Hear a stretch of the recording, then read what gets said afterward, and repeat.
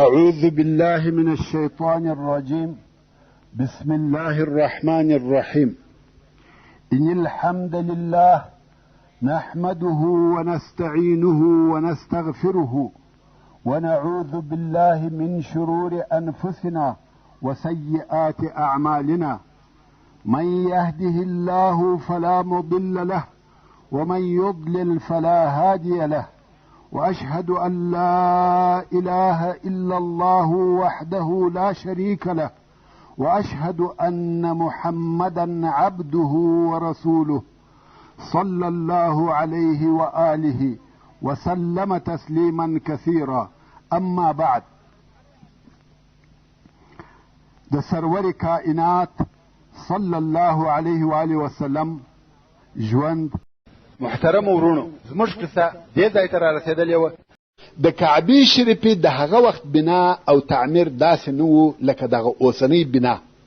د دغه څخه فرق درلودی. هغه دا چې دغه حجر اسماعیل، دغه ګول او ګردی ځای چې د کعبې شریفې و بغل ته دیوال پر راګرځېدلی دی او حطیم هم ورته ویل کیږي، دا هم په کعبه شریفه کې داخل و. ټوله یوه خونه وه.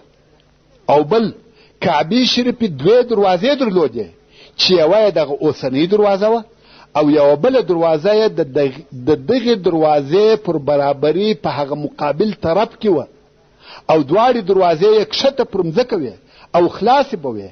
خلق به د یوه طرفه ورننوتل او د هغه بله طرفه څخه به وتل، لکه څرنګه چې په بخاري شریف کې حدیث دی چې رسول الله صلی الله علیه و آله وسلم د مکې مکرمې تر فتح وروسته و حضرت عایشې رضی الله عنها ته فرمایي: یا عایشه، که چیرې ستا قوم یعنی قریش د کفر و وخت ته نږدې نه وای، ما به کعبه نړولې وای او د ابراهیم علیه السلام پر اساس به مې جوړه کړې وای او دغه حجر به مې پکښې داخل کړی وای او دوې دروازې به مې ورکړي وای چې د یوې څخه خلق ورننوځي او پر هغه بله وځي.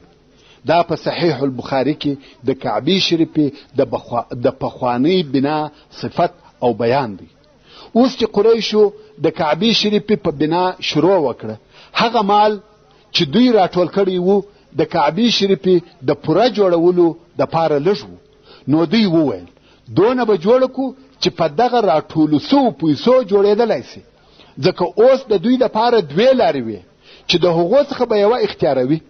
هغه دا چې یا به نورې پیسې ټولوي، پر حلال او حرام به نه کیږي، یا به کعبه شریفه د پیسو د نیستوالي په سبب کمه او ناقصه جوړوي. قریشو دغه دوهمه لار خوښه کړه. که څه هم دوی کولی سوای چې نورې پیسې ټولې کړي، مګر هغه پیسې به د ظلم، ربا یا داسې نور حرام مال څخه وای، نو یې دا ښه او بهتره وبلل چې کعبه شریفه به دونه جوړه کو څونه چې په حلال مال جوړیږي، خو نجس او حرام مال به نه په ګډوو. نو یې د ډبرو په استکولو شروع وکړه. د دغه دیواله ډبرې استکوي یوه طرف ته یې ایږدي، د دیوالو د نړېدو څخه چې فارغه سوه نو غواړي چې اساس او تعداو یې هم وکیني او د هغه تعداو څخه یې نوې جوړه کړي. نو یې تر دیواله لاندې حصه د ننه په مځکه کې هم وکیندل. خو چې مځکه یو څه کښته سوه، ویې لیده چې په مځکه کې زرغونې ډبرې دي او دا ډبرې د اوښانو د بوکو پر اندازه یوه ډبره د بلې یوه څنګ ته اوډل سوې پرتې دي. دوی ډېر په تعجب کې سوه. نو د دوی څخه یوه نفر دا اراده وکړه چې دغه ډبرې هم راوکاږي. کم وخت چې کلنګ تر ډبرې لاندې کړي او لږ یې راپورته کړه، د ډبرې د کښته څخه یو شدید نور او روښنایي راښکاره سوه. دونه قوي رڼا وه چې قریبه وه دغه سړی د دغه رڼا په سبب ړوند سي. کلنګ یې د لاسه ولوېدی او ډبره بیرته پر هغه خپل ځای ولوېده. قریشو چې دا حالت ولیدی ویل په زرغونو ډبرو کار مه لرئ، پر دغه ډبرو دیوال پورته کړئ. نو یې شاوخوا ټوله دیوال تر دغه زرغونو ډبرو پورې ایسته کړئ او د دغه زرغونو ډبرو څخه یې نوې بنا شروع کړه. دیوال پورته سو تر څو چې د حجر اسود و اندازې ته ورسېدی. اوس نو حجر اسود ایښول کیږي او بیا نور دیوال پر پورته کیږي خو د قریشو هر مشر غواړي چې حجر اسود دی پر دغه خپل ځای کښېږدي، او حجر اسود خو در معلوم دی چې هغه مشرفه او مبارکه ډبره ده چې د کعبې شریفې په بنا کې کار سوې ده، بلکې د مځکې پر مخ هغه مشرف ترینه ډبره ده. او د هغې په باره کې زموږ عقیده دا ده چې دا یوه ډبره ده چې نه ضرر رسوي او نه فایده. لکه څرنګه چې په حدیث شریف کې راغلی دي، کم وخت چې حضرت عمر فاروق رضی الله تعالی عنه راغلی او غوښته یې چې حجر اسود مچ کړي، نو یې په لوړ آواز وویل چې خلک یې واوري، ویل والله زه پوهېږم چې ته ډبره یې، نه فایده رسولی سې نه تاوان، خو کما رسول الله صلی الله علیه و آله وسلم نه وای لیدلی چې ته مچولې، ما به نه وای مچ کړې. اوس موږ هم دا ډبره مچوو، نه په دې سبب چې چاته نفع یا ضرر رسوي، او نه په دا ډبره کې د الوهیت او خدایي یو شی سته، بلکې صرف د رسول الله صلی الله علیه و آله وسلم متابعت دی. که هغه صلی الله علیه و آله وسلم نه وای مچ کړې، موږ به هم نه مچولی، نو زموږ دپاره مچول سنت دی. او رسول الله صلی الله علیه و آله وسلم ولی حجر اسود مچ کی؟ ځکه دا د جنت د ډبرو څخه ده. دا خو مو مخکې وویل چې حجر اسود د جنت څخه راوړل سوی دی، د مځکې د ډبرو څخه نه دی. د حجر اسود قصه اوږده ده، موږ یې مخکې هم یو څه بیان درته کړی دی چې ابراهیم علیه السلام خپل زوی اسماعیل علیه السلام ولېږي چې د دغه کونج دپاره یوه مناسبه ډبره پیدا کړي، او هغه ولاړی وګرځېدی، خو ډبره یې نه کړه پیدا. چې بیرته راغی د پلار سره یې دغه ډبره پرته وه. ویل دا دې د کومه کړه؟ ویل دا د الله جل جلاله د طرفه راته راغله. او په یوه روایت کې ویل کېږي چې حجر اسود په اول کې سپینه ډبره وه، مګر په وروسته کې د انسانانو د ګناهو په سبب توره سوه. او د حجر اسود په تاریخ او قصه کې دا هم راغلی دي چې په مسلمانانو کې د قرامطه په نامه سره یوه ډله پیدا سوه چې د اسلام څخه منحرف او اوښتې وه، او دې ډلې د حجاز پر منطقه قدرت او تسلط پیدا کړي. دا چې دوی د اسلام څخه ډېر منحرف وه، نو دوی قصد وکړي چې یوه بله کعبه جوړه کړي، او رښتیا یې هم په حجر کې یوه بله بنا او خونه جوړه کړه چې اوس دغه حجر د احسا په نامه سره یادیږي، او څوک وایي بحرین دی. او د دې دپاره چې خلق د حج او زیارت دپاره دغه د دوی کعبې ته ورسي، نو یې دغه حجر اسود د کعبې شریفې څخه وکښي او نقل یې کوي، د هغه خپلې کعبې په بنا کې یې کښېښاوه. او دغه حجر اسود د قرامطو په کعبه شریفه کې 80 کاله پاته سو، بل روایت وایي 20 کاله پاته سو، تر څو چې بیرته په واقعي مسلمانانو کې طاقت او قوت پیدا سو، او حجر اسود یې بیرته د هغه ځای څخه را نقل کړي. مګر د قرامطه ډلې مات او ټوټه ټوټه کړي وو، نو که چا حجر اسود لیدلی وي، په هغه کې یوه ټوټه اصلي حجر اسود دی، او نور په خپله حجر اسود نه دی، بلکې د عقیق د ډبرې اوړه دي چې د حجر اسود هغه کوچني ټوټې یې راټولې کړي دي، او دغه د عقیقو په اوړو کې یې سره جمع کړي دي د پاره د دې چې سره یو ځای سي. خو واقعي حجر اسود فقط هغه یو تور داغ دی چې په دغه ځای کې معلومیږي. دا کار چې حجر اسود یې مات کړي، د هغه قرامطه لعنت الله علیهم په واسطه وسو. بیرته قصې ته راځم. نو کم وخت چې قریش د کعبې شریفې په جوړولو کې د حجر اسود وځای ته ورسېده، اوس نو د قریشو د مشرانو څخه هر یو غواړي چې دی دغه ډبره پر هغه خپل ځای کښېږدي، او دا شرف یې په نصیب سي. ځکه د حجر اسود ایښول داسې شرف دی چې په ټول ژوند کې د یو وار دپاره و دوی ته حاصلیږي. د حاجیانو سقایا یا رفاده داسې شرف دی چې هر کال مکرریږي، په هر کال کې سته، مګر دا شرف په عمر کې د یو وار دپاره دی. نو د قریشو هر شاخ غواړي چې دغه شرف د دوی نصیب سي، نه غواړي چې هغه بل شاخ یې کښېږدي. نو خود د قریشو په شاخو کې د حجر اسود پر ایښولو مقابله او نزاع شروع سوه. د عبدالدار اولاده چې د کعبې شریفې د حجابې یا پوښولو مسؤل و هغو وویل چې د کعبې شریفې حجابه یا پوښول زموږ وظیفه ده، نو حجر اسود هم په والله که بې له موږه بل څوک کښېږدي. نو یې د دغه قسم د تایید او تاکید دپاره د وینو څخه ډک یو لوښی راوړي او لاسونه یې په دغه وینو ولړل او بیا یې قسم وکړي چې حجر اسود به بې له موږ څخه بل څوک کښېنږدي مګر زموږ د وینو په تویولو سره، یعنې زموږ بې مرګه یې بل څوک نسي ایښولی. بني مخزوم چې دا حال ولیدی هغو هم د وینو ډک لوښی راوړي او لاسونه یې په ولړل او عینا دغه قسم یې یاد کړي.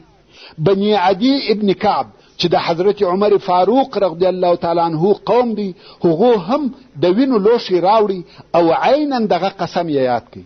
مساله ډیره خطرناکه سوه، قریبه ده چې دا فتنه اور واخلي او په خپله قریش سره ووژني. د قریشو هر شاخ ځانونه د جنگ دپاره تیار او آماده کړي دي. ټولو قسم کړی دی چې حجر اسود به بې له موږ څخه بل څوک نه کښېږدي او نه یې ایښولی سي. ورونو دا د قریشو ژوند او حالت و.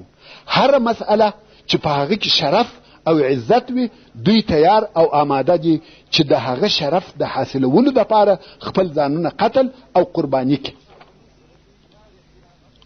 کم وخت چې نورو خلقو د پیسو دپاره، د ښځو دپاره، د دینار او درهم دپاره جنګونه کول، خو د قریشو جنگ پر شرف او عزت و.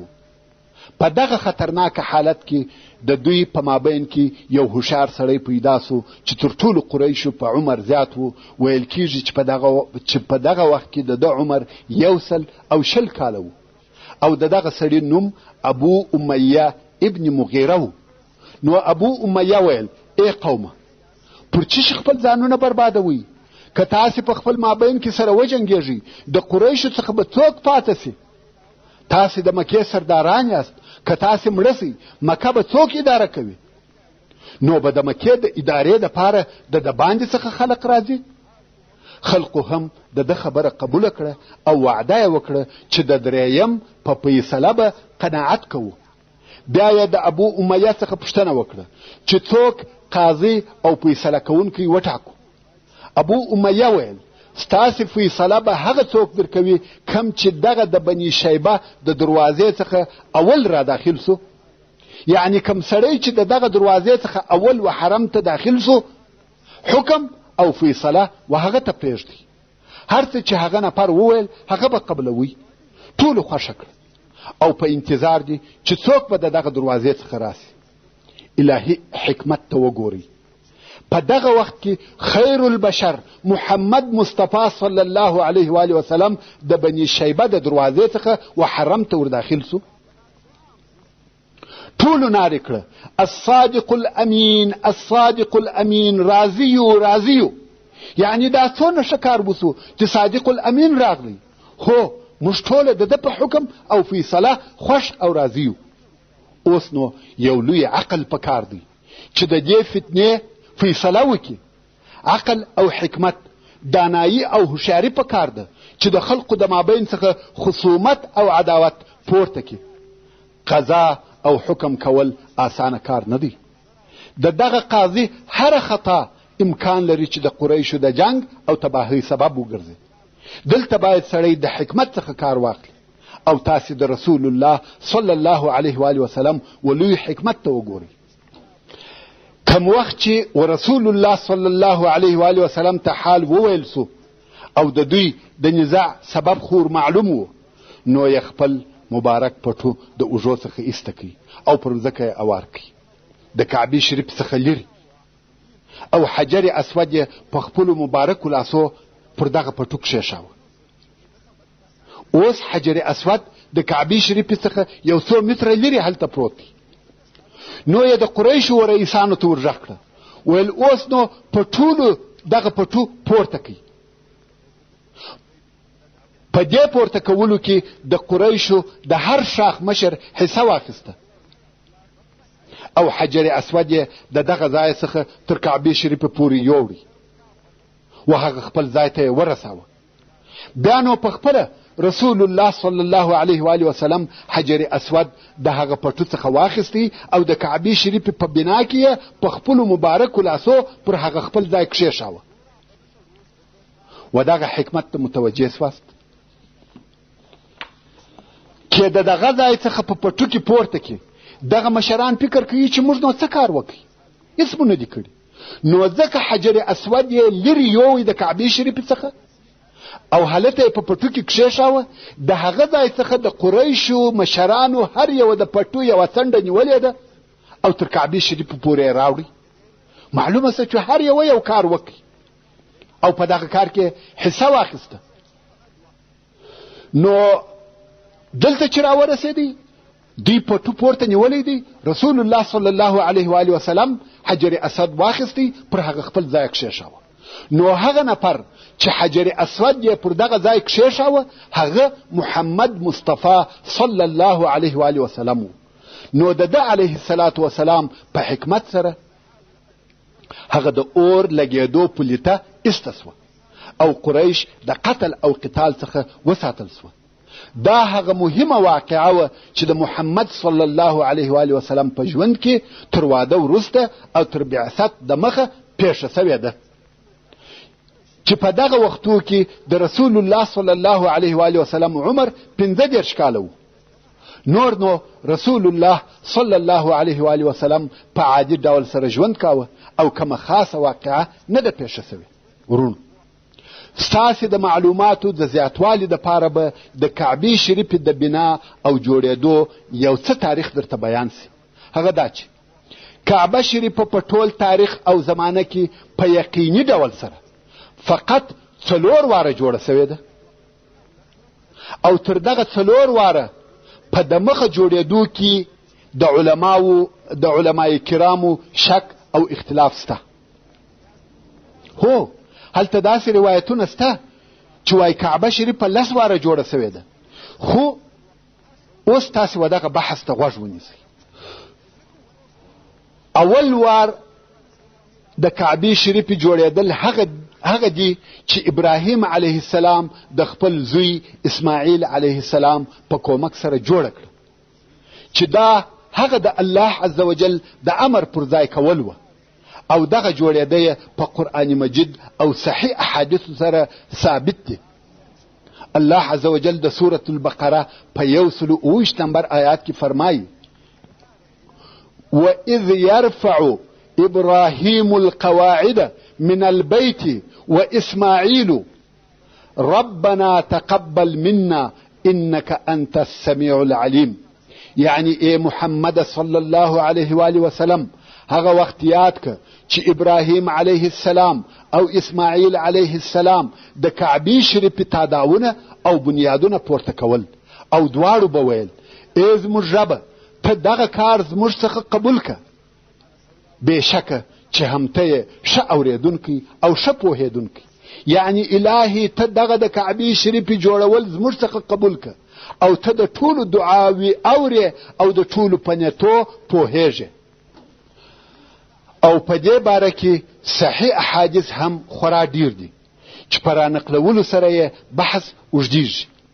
او د دغه بنا په باره کې د تاریخ کتابونه او علماء کرام وایي چې د ابراهیم علیه السلام د کعبې شریفې د دیوالو لوړوالی 9 ذراعه و او اوږدوالی یې 10 ذراعه و او د کعبې شریفې بر 22 ذراعه و او بیله چته وه، یعنی چت او بام یې نه درلودی.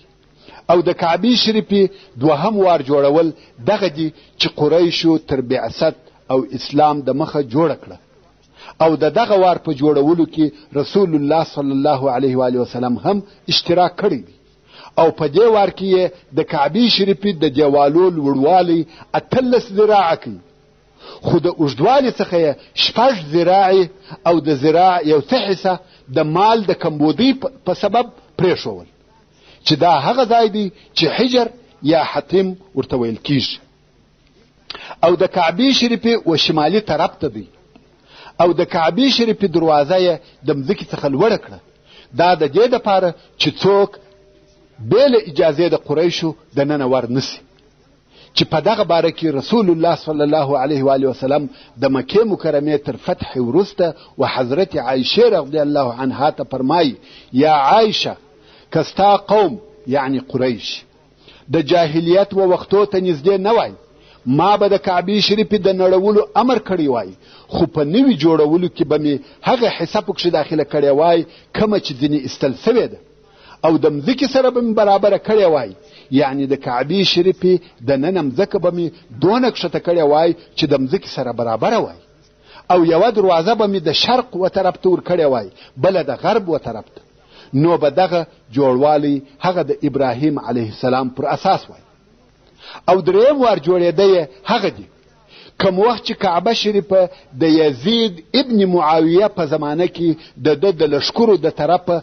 وسوځل سوه چې د هغې واقعې خلاصه دا ده د 14 سنې په آخر کې د یزید لښکرو د حسین ابن نمیر السکونی په قومنداني عبدالله ابن زبیر رضی الله تعالی عنه چې د مسلمانانو خلیفه او امیر المؤمنین و د یزید په امر په مکه مکرمه کې محاصره کړي او بیا یې کعبه شریفه په منجنیق وویشته کعبه شریفه ونړېده او وسوځېده عبدالله ابن زبیر رضی الله تعالی عنه د حج تر موسمه انتظار وکړي څو چې خلق د هر ځای څخه د حج دپاره راغله نو عبدالله ابن زبیر رضی الله تعالی عنه مشوره ورسره وکړه ویل ای خلقو ما ته د کعبې شریفې په باره کې مشوره راکړي ټوله ونړوم او بیرته یې د سره جوړه کړم او کې دغه نړېدلي ځایونه ورترمیم کړم عبدالله ابن عباس رضی الله تعالی عنه وویل زما نظر دا دی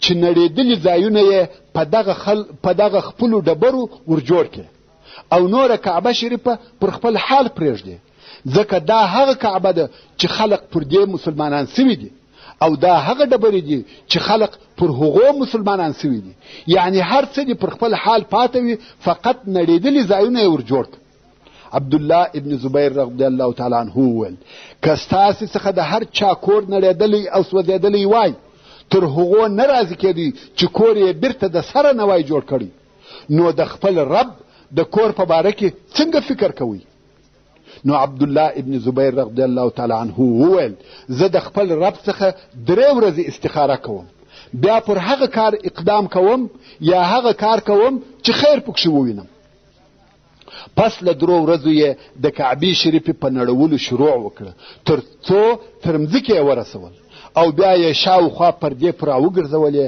او د کعبې شریفې په نوې بنا یې شروع وکړه او هغه 6 ذراعه خالي مځکه چې د حجر په نامه دغسې پرېښول سوې وه هغه یې هم پکښې داخله کړه او د کعبې شریفې د دیوالو په لوړوالي یا جګوالي کې یې تر پخوا نور هم 10 ذراعه زیات کړه او 2 دروازې ورکړې چې پر یوه دروازه به خلق ورننوتل او پر هغه بله به وتل خو دغه زیاتوب یا تغییرات یې د هغه حدیث شریف په جرأت سره وکړه کم چې حضرت عایشه رضی الله تعالی عنها د رسول الله صلی الله علیه و آله وسلم څخه روایت کړی دی او د مخه درته بیان سو وصلى الله تعالى على خير خلقه محمد وآله وأصحابه وأهل بيته أجمعين والسلام عليكم ورحمة الله وبركاته.